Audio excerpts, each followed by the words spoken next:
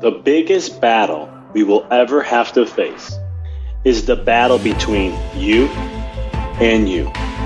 It's the battle of taking your mind to that limit and then breaking through. On the Mindful Experiment podcast, we will share concepts, universal laws, and interviewing individuals who have done just that, who have gone through the dark times and through those moments allowed their light to shine bright. I'm your host, Dr. Vic Manzo, and I want to thank you for listening to the podcast and taking this journey with me as we discover different avenues to break through those limits, expand your reality, and evolve into the person you desire to be. So sit back, relax, and enjoy the show. Hello, everyone, and welcome to another episode of the Mindful Experiment. This is your host, Dr. Vic. And in this wonderful interview I had with Eric Zimmer was awesome. I mean, we break down concepts and ideologies of the importance of taking little things at a time and understanding the beauty of risk and so many amazing other things about Eric that he shares in this episode that really can help you in a mindful, transformational side of things and so much more.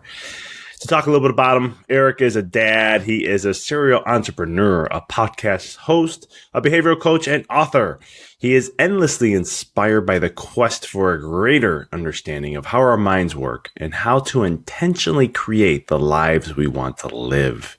Eric, at the age of 24, he was homeless, he was addicted to heroin, and he was facing long jail sentences. In those years, he found a way to recover from addiction and build a life worth living for himself. In the episode, we dive into that and go even further. He has an award-winning podcast. He also works about many of the fields as to how to create a life worth living. He also producing the show. Eric is a behavioral coach and has done for the past 20 years. He's coached hundreds of people from around the world to make real lasting changes in their life. His story and his work has been featured on Tedx, Mind Body Green, Elephant Journal, the BBC, and Brain Pickings. So with no further ado, let's go ahead and jump into this wonderful interview with Eric Zimmerman as we dive into all these things and so much more. So Eric, I want to welcome you to the show. It's exciting to have you here. Thanks for being on. Thank you for having me on. It's a pleasure. So I love how the name of your podcast, The One You Feed. I love the logo you guys have, the two wolves. Is that like a story that kind of something that took you? I mean, how did you guys come up with that name and everything? Well, the whole podcast started kind of on a whim. I had started a solar energy company. And that went well for a while, but then lots of legislation changed in Ohio and it started going downhill. And so I put that to bed and I was just kind of bored, for lack of a better word. And I thought, well, I'll just start a podcast for fun. And the idea just came to me that parable would be a great place to sort of jump off to an opening question to lead into a podcast. The parable itself I had heard years and years before in recovery. I'm a recovering alcoholic and heroin addict. And, when I heard that parable in recovery early, it really spoke to me so strongly. It was just so clear to me that, the choices that I was making in my day-to-day life really, really mattered. And in those days, my bad wolf was particularly ferocious. He's a little bit more docile now, still there, but the repercussions aren't as dire. And so when I heard that early on, it just really spoke to me. And I think that's the thing about great parables or things like that is you hear it and the meaning is very clear to you and it conveys so much more than just the few lines that it is. And so, it had always stuck with me. Yeah. And I first heard that years ago too, in my spiritual training. And it's one of those things that there's certain stories that bypass the mind and they hit the heart in some way. Yes. That's a good way to say it. And that was what happened to me too. It's kind of like, just boom. As soon as I hit, I was like, I can't think about this. It's more of a feeling. And it's just like, wow, this is hitting me in a deeper level. So that's why when I saw that, I was like, oh, this is perfect. I love it. How about with your experiences back, with was it 20 years old roughly? With because I remember hearing you was talking about a story of when you're in a restaurant and was that what created that pivotal shift for you from going through your past and making that massive shift and change to get out of there, to go sober and so forth?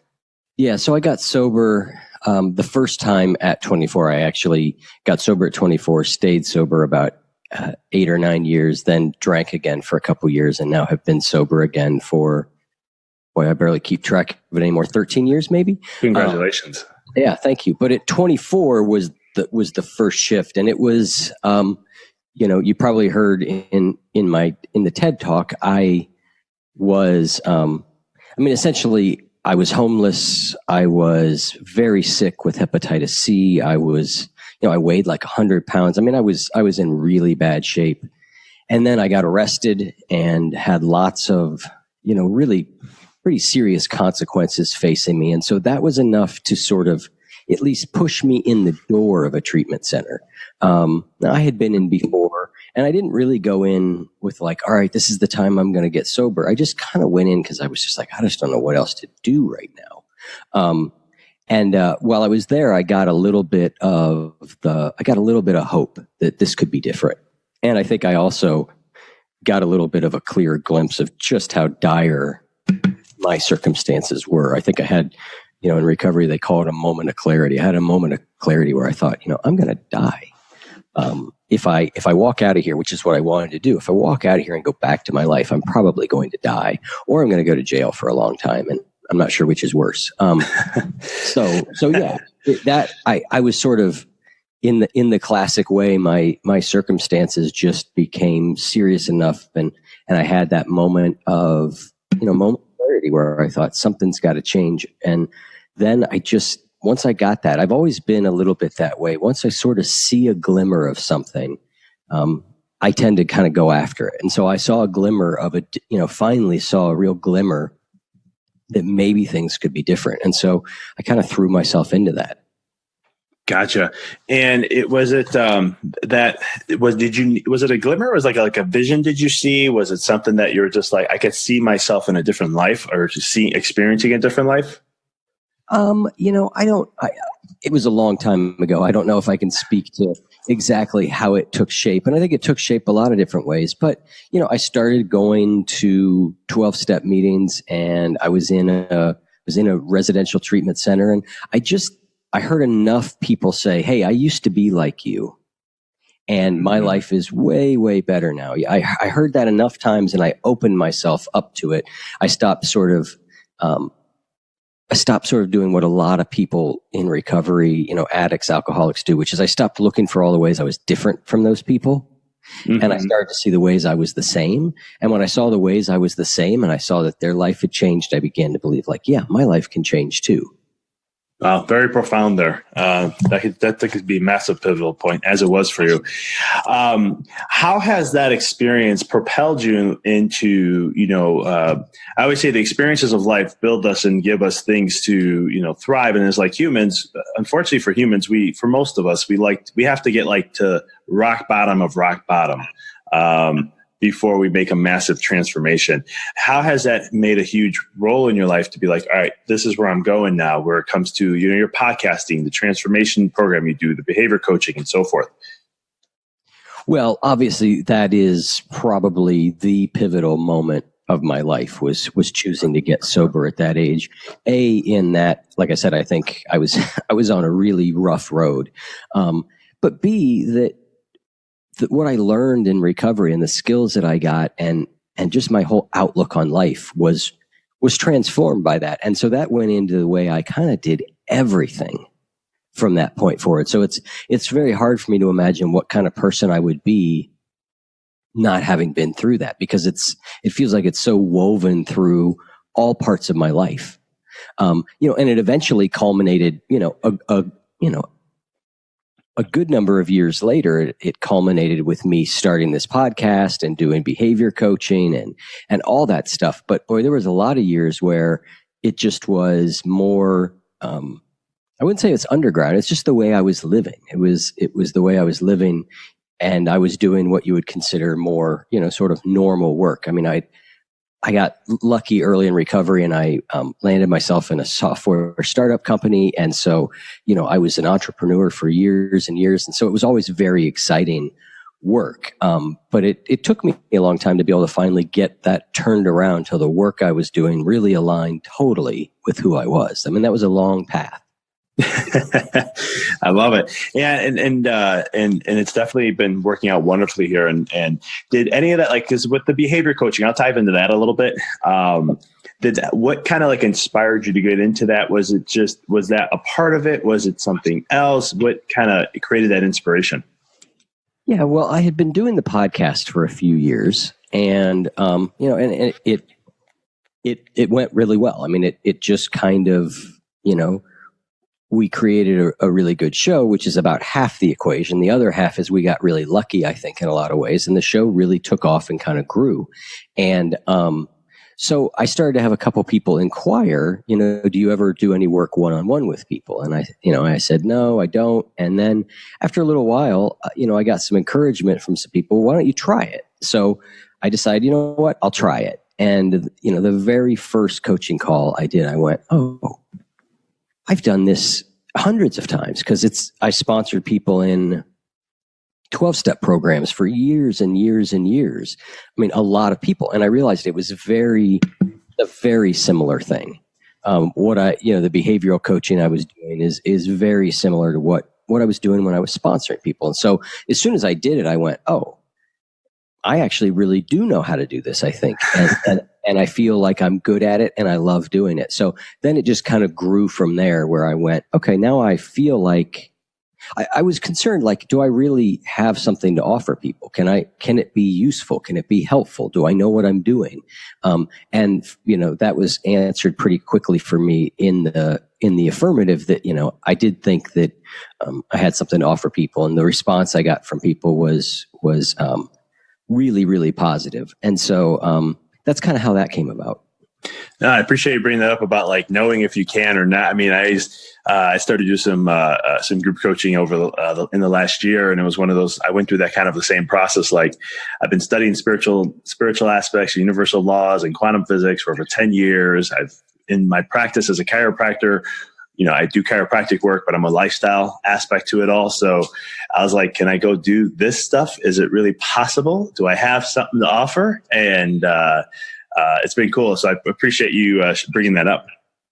Yeah. Yeah. I mean, I think you do it and you kind of get a feeling yep, okay, this, I think, obviously I think there's people who are not genuine about that, but I think you kind of know once you do it, all right, this is resonating with people, and it's working, and it feels really good to me.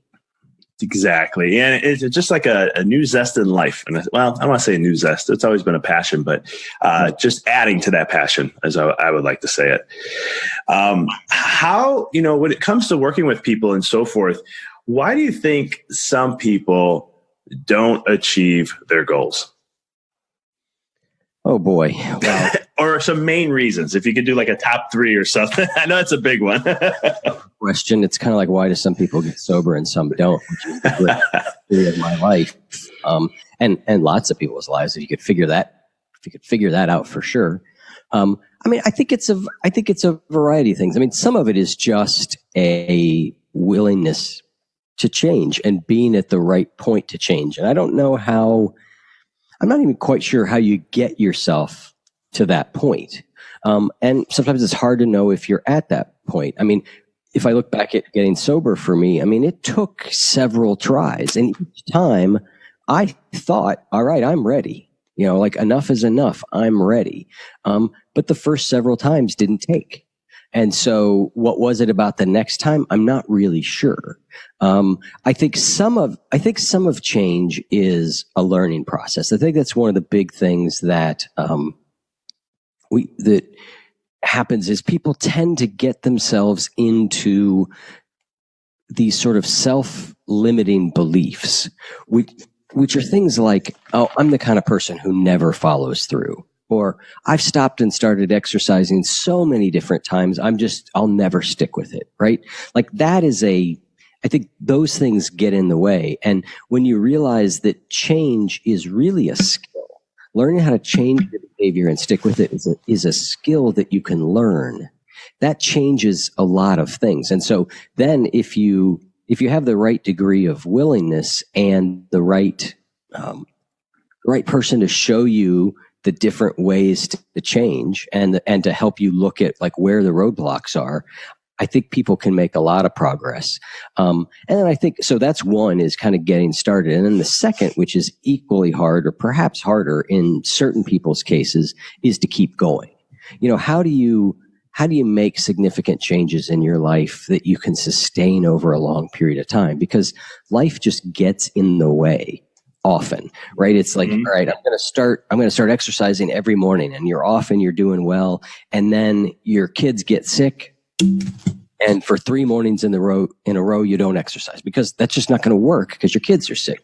How do you not let that derail you? A lot of us get derailed at points like that. That's when I knew I'd never stick with it belief pops up. I was doing good. Now I'm not. See, I'm the kind of person that won't. And next thing we know, then what was 3 days becomes, a week, 2 weeks. And then the next thing you know, we've reconfirmed our belief. So a lot of what I also work with people in an ongoing way is how do we keep these changes going? How do you deal with the fact that life is going to get in your way? I mean, I think a clear plan is critical to making change, and understanding that plan is only going to be so good because stuff's going to come up. So how do you adapt and adjust and remain flexible enough that you can ultimately remain committed to what you want to do? I'm not sure I answered your question about what gets in people's way, but I think, I guess I could summarize that by saying one of the biggest things that gets in people's way are self-limiting beliefs and lack of a clear plan. Yeah, no, you answered it totally. And I love how you, at the end there, was talking about, with a plan, you have to, but it usually doesn't stick. And the first quote that came in my head is, you tell God, here's my plan. And God takes a step back and laughs. Right. Exactly. No, go ahead. Well, no, I was going to say, you've got to have a plan in order to, I see a lot of people come to me with things like, I want to exercise more and eat better. Like that is a vague intention, right? Mm-hmm. It's a start, but it's nowhere near what's needed. We really have to get to, I'm going to do X at X time in X place. Like we got to get as specific as possible. I always say that I think that ambiguity is the mother of procrastination, right? If we don't know what we're going to do. So having an incredibly specific plan is so important. And then yet, like you said, being willing to roll with it when inevitably that plan sort of gets shredded by life's demands. But then being able to not just being able to replan is a lot of it, is being able to just go, okay, well, that didn't work. Plan B, or building a plan that has, here's what happens if A happens, here's what happens if B happens. A lot of that is, in science, they call it implementation instructions. They're kind of if then, if this happens, then I'll do that. If the kids get sick, then instead of going to the gym, I will, do a 10-minute workout on my iPhone in the basement, right? That's sort of an implementation instruction. It tells me what I'm going to do if something happens. And those are so important to change. The good old if then, I went to school for computers for a little bit, before I changed majors. So when you said if then, I'm like, I remember those things. Yeah. Yep. And how much do you think, like, when it comes to change, though, too, because, like, for me, one of the big things that I always talk so much about is the power of focus. And how much do you think focus plays a role when it comes to making changes and sticking with them? And, if things turn the corner or life gets in the way, you course correct it. How much does focus play a role, do you think? I think it's critical. And it's one of the reasons that different people need different things, but one of the things we focus a lot on is small steps. And if you saw the TED Talk, I think I think it was I sort of made, behavior change tied to the game of Risk. And I think one of them was consolidate your armies, right? Like, Yep. don't try and change 50 things at once because you don't have the focus to do it. Pick something and change it and stay laser focused on it. And then you can build from there to the next thing, to the next thing, to the next thing. That's not always the best. Sometimes it's good to just overhaul everything, but it depends on the circumstance. But by and large, to your point, if we're trying to do too much, we don't have focus, and focus is really, really important. And just, every day realizing like, all right, the most important thing today is doing X. So if we go back to recovery, obviously for me, the most important thing was, and remains to this day, the most important thing is to stay sober, because everything comes out of that for me. And so that focus is really, really critical. I love it. And I know in your backstory, in your story, that was one of the things you were sharing about how you tried so many different times, but then there was that one time it was just boom, because you made that your biggest emphasis, and that was all you focused on instead of everything else. Yeah, it became really clear to me. I think that's what it got, that last time when things were really so dire, it became so clear to me that everything hinged on staying sober. And this is where I see a lot of people with particularly with recovery or other things in general, is they get way ahead of themselves, and so all of a sudden what I would do before is I would get clean. I'd be clean for like 3 days. Then I'd be like, all right, now what's important is a job and finding a girlfriend. And, I'm going to rehabilitate crashed life this week, and inevitably then I would spread myself too thin and I wouldn't focus on the key thing. And if you're at the point where, you've got an addiction that's on the verge of killing you or sending you to jail for 30 years, that choice becomes very clear. It doesn't, you don't have to be an Einstein to sort of figure out like, okay, if I don't get this right, none of the rest of it's going to matter. Job, I'm going to lose the job if I don't stay sober. I mean, that's been that's been completely obvious over and over.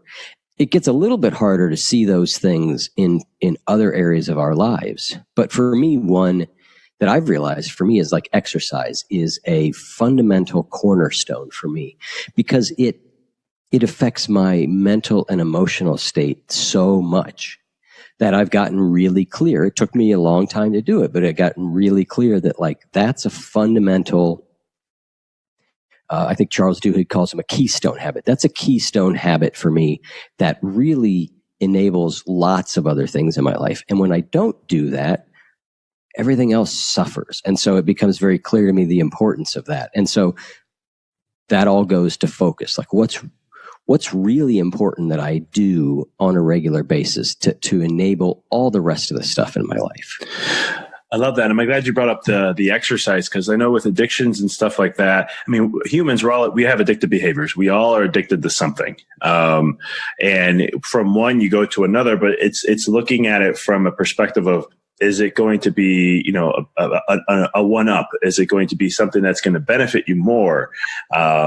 Like when, for example, like someone who smokes and they can't stop smoking. And I always talk to them and be like, find a new addiction, something that can change, but it's benefit. And a lot of people choose exercise. Is that the big thing that you did? That's like, this is what I have to do. This is what gives me stability, and so forth. Or is there other things that you added along in the mix, or something else you chose?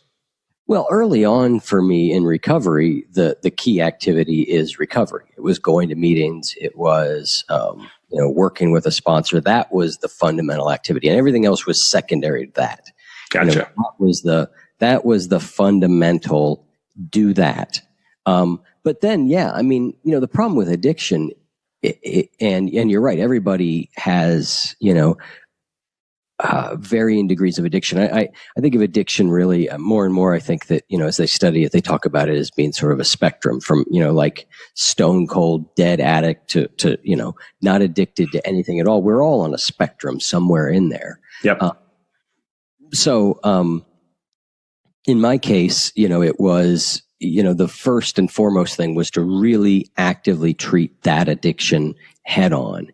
That was the most important thing. But then I did certainly over time realize like, oh, there's lots of other things that contribute to well-being. And ultimately, I think to recover from an addiction, to truly recover from it, we have to achieve a certain level of well-being, because I still today am convinced if I get miserable enough, I will drink or use again.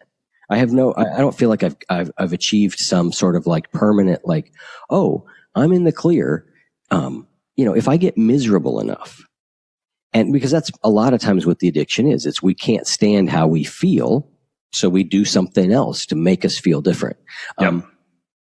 And so long-term recovery is often about getting to the point where we're pretty comfortable in our own skin, and the unpleasantness that is in life, and because there's unpleasantness in every life, we feel like we know how to handle and we know how to deal with. So, then yes, all that other stuff, exercise, eating right, social contact.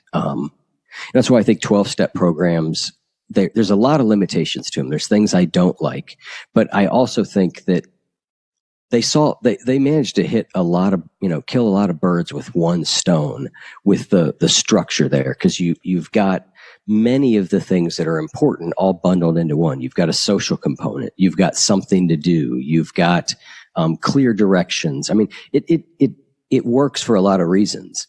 Again, doesn't work for everybody. No, of course. And I love how you talked about the whole feeling. Like if I get down and depressed and get into that low area again. Have you ever heard of the book or read it, Power versus Force? I don't think so. It's a great book by Dr. David Hawkins. And in the book, he talks a lot about conscious technology, not in the sense of technology like computers and stuff, but like using applied kinesiology to determine a vibration. I call it a vibration or a frequency. He calls it a conscious level. But he'll talk a lot about in the book, he talks a lot about, he brings up addiction, but he brings up like love and emotions, and he basically decodes life in a sense. Mm-hmm. And in his book, one of the most profound things I got was to understand more about addiction and compulsions and so forth, is that people don't get addicted. So for example, if it's alcohol, if it's a specific drug, if it's eating, if it's sex, if it's porn, whatever the addiction is, they're not addicted to the actual thing. It's the feeling they get from it, and the vibration of what raises them up for that false high is what gives them, that's what they're addicted to. Yeah, absolutely. I mean, it's ultimately about how does this thing make me feel? I agree 100%. I think that's a great way of looking at it. And so that's why when you were talking about like the whole got to get right with myself and be comfortable in my own skin, I just love when you were saying that, because that's really, it really comes down to it in a lot of different ways with all that. I do have a really fun question to ask. Since you brought this up in your Tedx talk about risk, are you a really good risk player? No, I'm not. I don't play all that often, to be honest. But they asked me to. The Columbus TED folks asked me if I would to apply to speak at the conference, and the subject was risk, and I was like, well, I know what I want to talk about. I want to talk about behavior change. I could talk about risk. I could talk about risk with all the companies that I started, all that, but that's not what I wanted to talk about. So I had to find a way to get behavior change in a risk framework. And so, I just stumbled upon using the game as a metaphor. So no, I'm not a great player. When I do play, it's really fun, but boy, it's a long game. Oh, it is. My wife will not play against me. She's like, you're too competitive. You're too strategic. You know how to do these things. I'm just like, I'm just playing. No, I'm very competitive too. And I love that part of the game when you get enough people playing and you can start to be like, hey, if we both attack this guy, then I love all the strategic and diplomatic and all that part of it. It's a really great game. There's a game, it's a computer game. I play it every once in a while, but and I say once in a while because it drains on time like crazy, but it's called Civilization. I've heard of it. Yeah, it's the same kind of concept. You work with countries trying to your goal. I mean, there's many ways you could win, but long story short, it's all about. I like to do it as a world dominance thing, where I just want to take over countries. But it just takes so long, and obviously time is a resource that if I had extra hours in a day, I could definitely do that more often. But it's kind of the same concept as Risk, but just on a more advanced level. Yeah. I games are an interesting thing for me because like I can struggle with playing solitaire too much. So I really have to be careful about actually playing something that would be immersive and interesting. I'm always concerned about those. At the same time, I've recently, over the last 6 months, really realized like I need to play more. Like I need to play, like just do something that is just plain fun, has absolutely no other purpose than that. So I'm kind of working on figuring out that balance, because so many of the games can be so they're so immersive before you know it. Like you said, there's 2-3 hours gone. I'm like, I do not have 2 or 3 hours in a day to give away to a game on any kind of consistent basis. Yeah, but what you're just saying is exactly what I've been going through lately. It's like I find more fun, but then have fun to like as a kid, because as a kid I grew up playing video games, and it's not like the ones like today where you got so many buttons and so many combinations. It was like, what happened? Just A, B, and that's it, and it's simple. Yeah.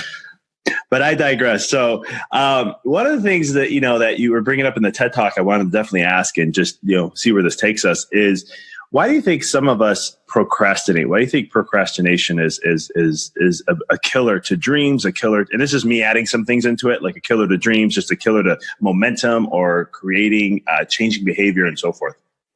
Yeah, it's a monster. I think that procrastination has multiple roots. I don't think it's always caused by the same thing, but I do think that the underlying mechanism is not that different than an addiction, which is I don't like the way I feel, so I turn away from it, right? And we can turn away from how we feel lots of different ways, but procrastination is one. So we think about doing something that's on our to-do list and we get a feeling of dread. We're like, oh, I don't want to do it, right? And the minute that we say, oh, I'll do it later, I'll do it tomorrow, we immediately feel like, oh, God, that feels good, right? Mm-hmm. Now, 3 hours later or the next day or the next week, we feel terrible. But in the moment, that feels really good to take that uncomfortableness off. We interviewed a guy, Tim, I can never say his last name right, Pitchell, not too long ago, who's one of the world's leading researchers on procrastination. It was an episode that came out really in the last month or so for us. And his phrase was, procrastination is a lot of time giving in to feel good. You're giving in so that you feel better. And so some of it is just being able to go, all right, this doesn't feel good. I don't want to do this. And I just do it anyway, which is on one hand, you listen to it and you go, well, that's stupid. If that was that easy, I would just do it, right? But that is part of it. Part of it is just recognizing the mechanism that's at play. I said earlier that I think ambiguity is often the mother of procrastination. We very often procrastinate things because our tasks aren't really tasks. An example I'll give is like I recently put out a series of videos on some of the top things I teach my coaching clients. But so I had this item on my task list, get videos done, right? That I procrastinated that for a long time for a variety of reasons. But the biggest reason was that's not a task. That's a project. Getting those videos done was a project. I had to write the script. I had to get, somebody to review and edit the script. I had to finalize the script. I had to, set up the lights. I had to set up the teleprompter. I had to get the sound right. I had to figure out where the video shot was going to happen. Then I had to edit the videos. It was this huge project. And as long as I put it down as like that phrase, get videos done, I didn't know what to do. So I just would look at it and immediately move on to the next thing, almost without thinking. Now, when I deconstructed that to write first draft of the video script, that was something I could actually do.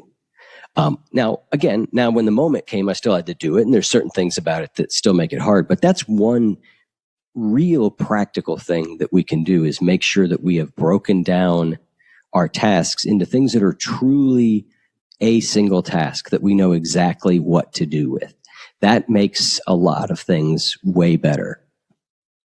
Yeah, and it's and the way the brain kind of works in a sense is that it can handle massive bits of information. Like when you were just saying, like a video. Okay, a video. There's so many different layers to it, but when you said, "I'm just going to do this," it's bite size, and your brain can comprehend. It can take that in. It won't get overwhelmed.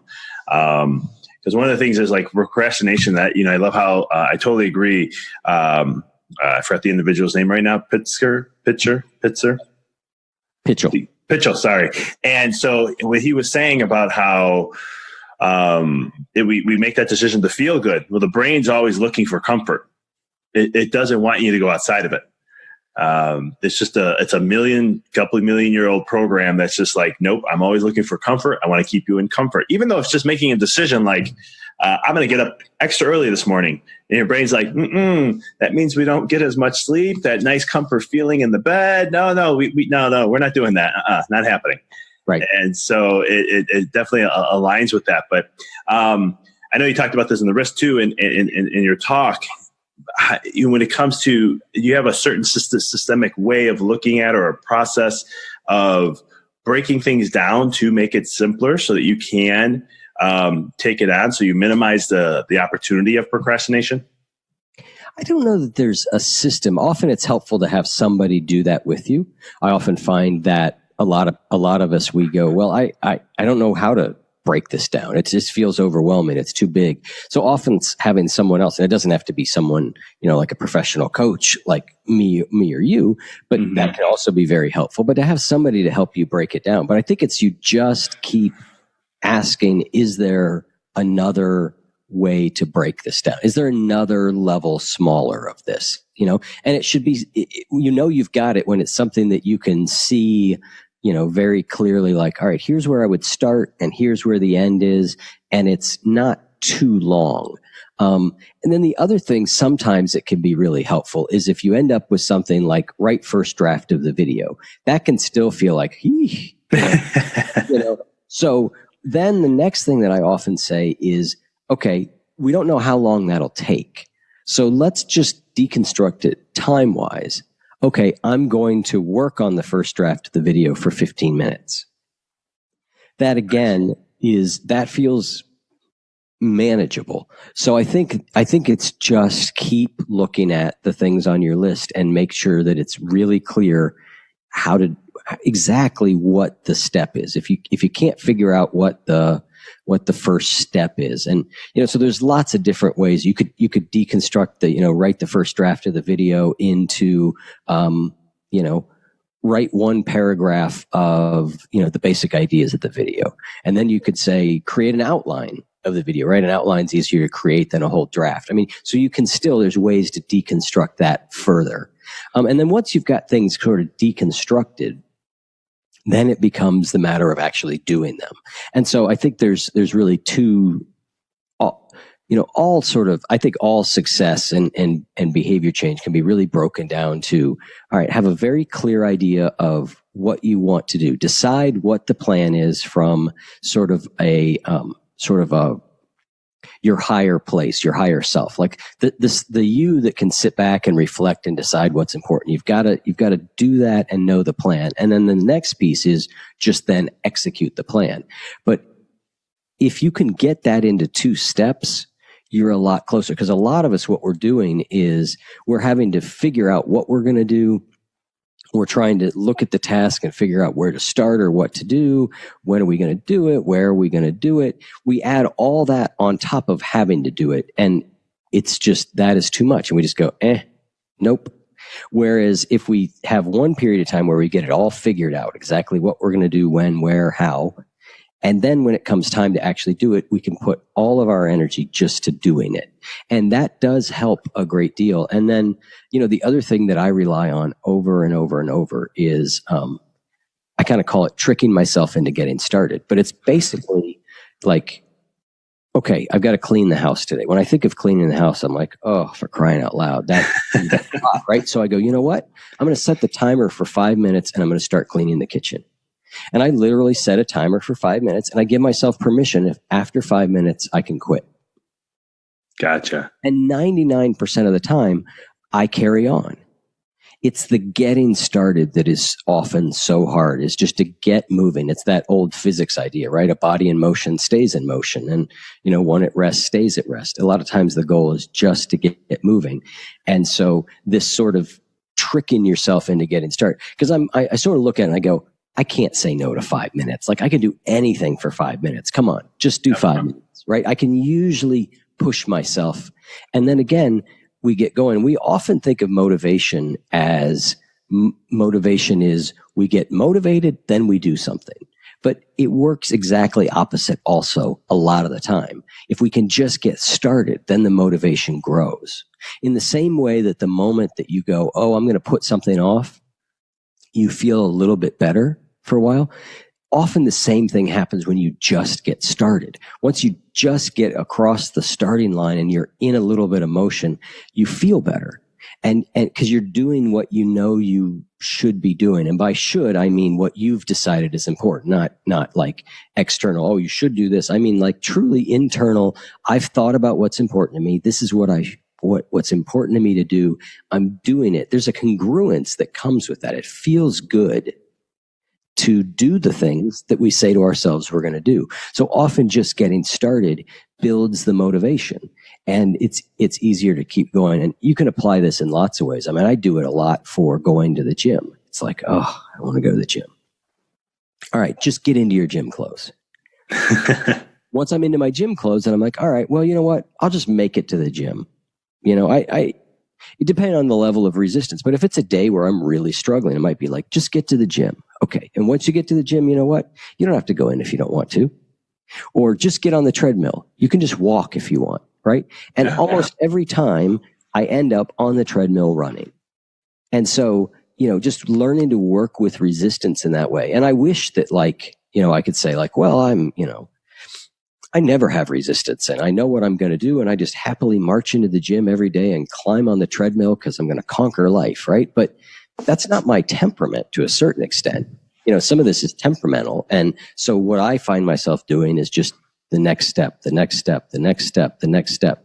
And it works. And it works the opposite way with bad habits. It's why perhaps the most known phrase out of a 12-step program out of AA is 1 day at a time. Mm-hmm. It really works. And you can break that down to 1 minute at a time. All right, I'm not going to drink for the next minute. I'm not going to drink for the next hour. Okay, you know what? I'm not going to drink today. Tomorrow? All right, we'll see what happens. But my commitment is to today. All that stuff works. No, and I think that's massive, and you hit a lot of great points, and basically for what I'm getting is action is the killer of procrastination. Just do and figure out the most smallest way of how you can do that in whatever way you track that. That is a very good summary of what took me 10 minutes to say. No, but you said it but you did it so elegantly. That's why I loved it. And it's true though, because even with just, I've heard this, I've experienced this in my life where even working out, I can't stand working out. Right. I mean, I go and do it because it's health benefits, but there's days where I'm just like, I don't want to go to the gym. I don't want to go. I have no feeling of going. But once I just do the work, I get up, I say, I'm just going to go. I'm going to go to the gym. Let's see where I'm at. And then you get on the treadmill. Next thing you know, you're running. Yeah.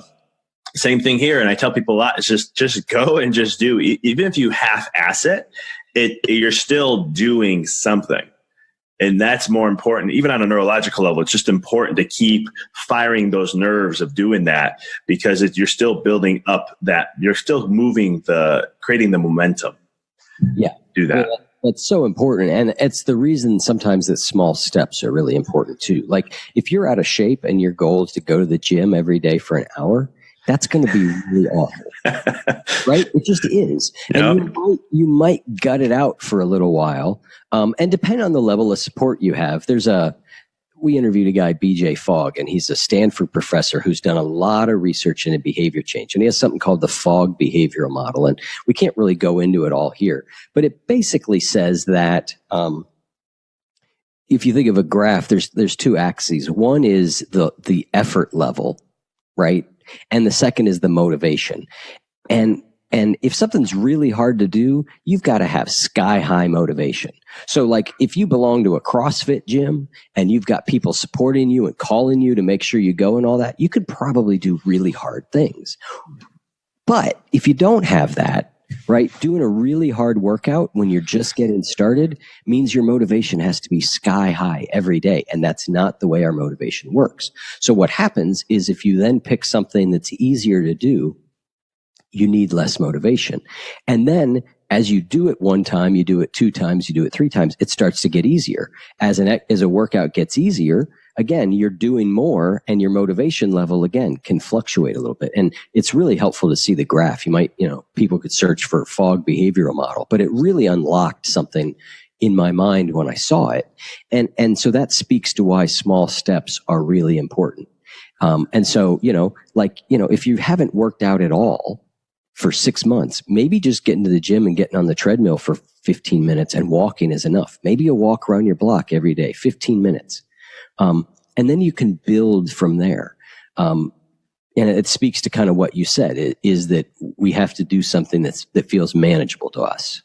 Yeah, no, totally. And it's true. And again, it comes back to you hear this all the time about present time, being in the moment. And that's kind of like the stuff. Don't worry about where you want to go. Cause even with working out, in the first 3 months, if let's say you want to lose weight, this is, time of year, this is all about New Year's resolutions and stuff. And people want to lose weight, get in shape, do this. And I always tell them in 3 months, you may start to see some changes, but physically, but as you continually do the work, 6 months, 8 months, you start to notice, wow, I'm getting definition here. I'm getting cut up over here. I notice my face is getting slimmer. And then there's, as we were talking about earlier, you brought up, action causes more motivation. You get more, you're building that momentum and you keep rocking and rolling with it. Yep, absolutely. It's really, really useful to focus on, goals are great, right? The challenge with goals though is often what happens is we meet our goal and then we're done. Yep. All right, I'm gonna lose 15 pounds. We lose 15 pounds and then we abandon everything that got us to that point. Yeah. What's a lot more helpful and sustainable is to focus on the process. What is the process? What am I going to do? And by focusing on process, if we just look at that each day, what am I being asked to do today? Let me put that effort in. Things take care of themselves. Bamboo's a great analogy, right? Because apparently bamboo will grow. I don't have my times right, but it'll be 2-3 years that it's growing underground. You don't see it at all. Nothing. And then boom, it'll grow 40 feet in a month. Yep. And so that's exactly what you're saying. You don't see results right away. And if all you're looking for is results, it's easy to get discouraged. If you focus on the action, just showing up, doing it day after day, results will come.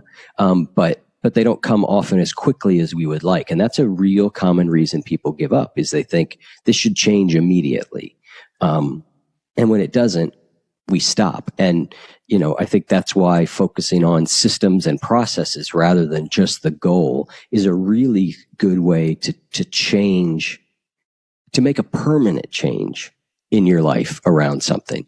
When I went from I'm going to lose 15 pounds to I'm the kind of person who's going to exercise 5 days a week, that is a different mentality. Yeah. And exercise, it's funny because I always joke about I've exercised thousands of times in my life. I can't even imagine. It's a lot. And every single time I've ever gone and exercised, when I'm done, I've been like, boy, am I glad I did that. Every time, no exception. You would think that would be easy to do. 100% success rate of being that was a good thing to do. It's amazing to me that that can still be a challenge. But the thing that really changed exercise for me was when I started really focusing on how I felt immediately after I did it. Yeah. Because if I'm looking for losing weight or looking better or being more cut or not having a heart attack in 20 years, those things are difficult that you don't see them right away. But if I focus on after I'm done exercising, every time I feel better, that brings it a little bit closer to focus. And I can often, that is often more motivating. I'm like, okay, 20 minutes, not going to like it, maybe. Although some exercise I've grown to enjoy, and you should look for kinds that you like. But 20 minutes later, I feel better, guaranteed. It's a guaranteed 20 minutes. After 20 minutes, I'm going to feel better. And that really helps me to sort of stick with it. And because I'm doing it sort of, in a short term, like I want to feel better, which is not unlike the reason you take a drink or put a needle in your arm. But boy, it's a heck of a lot better way to do it. Yeah, it's just a whole different side effects. But no, I love how you said the whole always feeling better after a workout. Yeah, there's never been a day in my life after a workout where I was just like, why did I fight that? Man, I feel good. I'm ready to rock and roll now. Let's start the day. I know, you think it would just be easy to do. You just think it would be like, why does that habit loop not take stronger effect? It's pretty, you do cocaine a few times. You're like, God, that feels good. It's really easy to do. You'd think that it's a constant mystery to me why the exercise loop is harder. Maybe it's just because the in-between time is challenging, or to your point, as humans, we have a comfort loop. I also think we have built into that comfort loop is an evolutionary history of expend no more energy than you absolutely need to. Yeah. Like I think it's just built biologically in every creature. Conserve your energy. And that's the comfort thing. It's exactly what you said. That's one part of it though. But when it comes to like those type of things, it's exactly that. And yeah, your brain's always looking to be comfortable. But you have to get uncomfortable to be what you want to get or achieve or have. So it's funny how that all works. Yep, absolutely. So as we wind down here, great awesome combos here. Couple questions I always like to ask if I get a chance to, and I have an opportunity here, so I'm going to really ask you. What is a favorite book? Something that really you can go back to, or it really was a pivotal moment that changed your life, or is just one of those books that are just like, yeah, this book there's many of them, but this one had a big role in my life. It's funny. I get asked that question semi-often, and my answer always seems to vary. I just can't seem to pick one. So the one that comes to mind today. And it's a book called The Spirituality of Imperfection by Ernest Kurtz and Catherine Ketchum. And it part of it profiles the early days of AA, but that's part of it, and that's what sort of drew me to it in the first place.